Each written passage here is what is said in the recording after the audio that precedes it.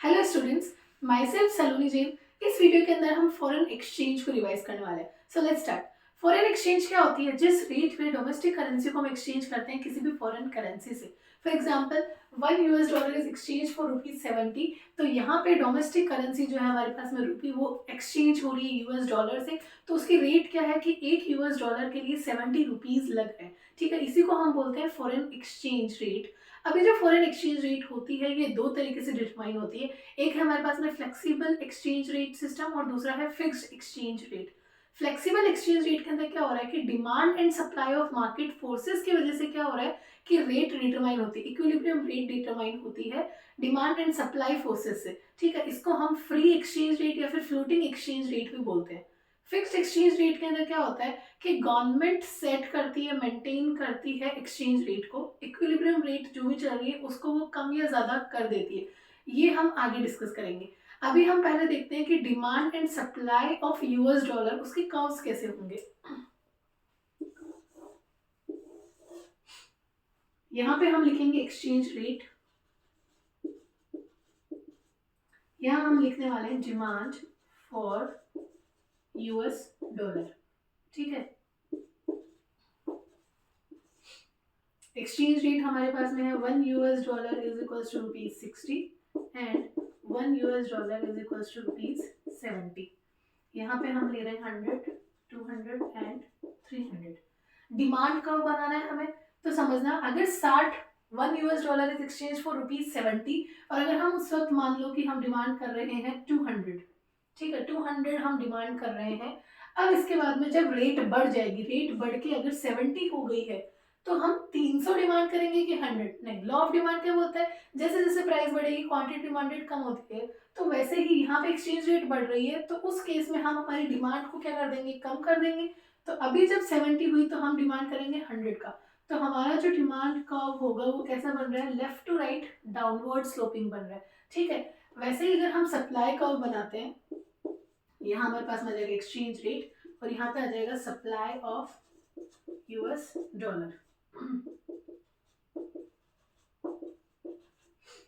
यहाँ पे मैं ले रही हूँ $1 is equals to ₹60 and $1 is equals to ₹70। अब इस केस के अंदर हमें सप्लाई के पॉइंट ऑफ व्यू से देखना है। समझना, जब 60 रुपए थे, $1 इज इक्वल्स टू ₹60 था, तो हम अगर 200 यूनिट सप्लाई कर रहे थे, तो अगर एक्सचेंज रेट बढ़ जाएगा, मतलब अब ये $1 के बदले 70 मिलेंगे, 70 रुपीज मिलेंगे, तो सप्लायर्स क्या करेंगे, सप्लाई बढ़ा देंगे। इस केस के अंदर तो कम तो नहीं करेंगे ना, 300 कर देंगे। तो हमारा जो सप्लाई कर्व होगा वो कैसा बन रहा है, अपवर्ड स्लोपिंग बन रहा है। तो ये तो हो गया डिमांड एंड सप्लाई। ठीक है, अगर किसी को स्क्रीनशॉट लेना है तो वो ले सकता है। इसके बाद में हम डिस्कस करेंगे इक्विलिब्रियम रेट कैसे डिटरमाइन होती है। ठीक है, मैं इसको हटा रही हूँ।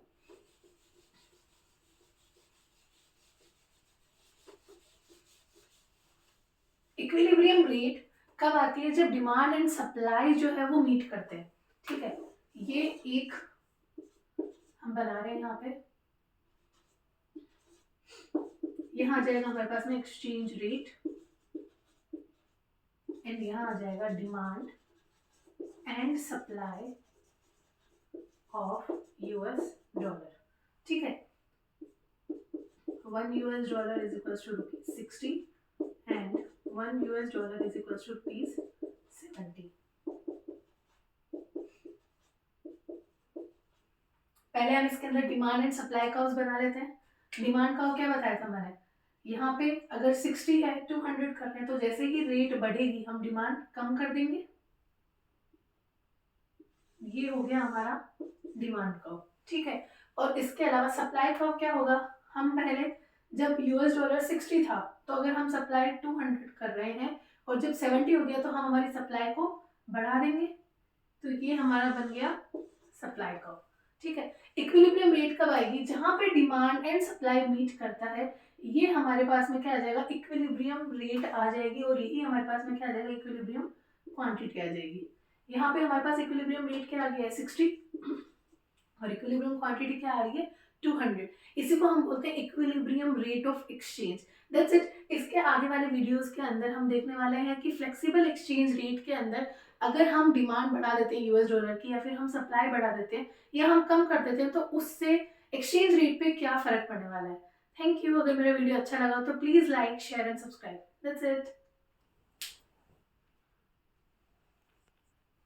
कितना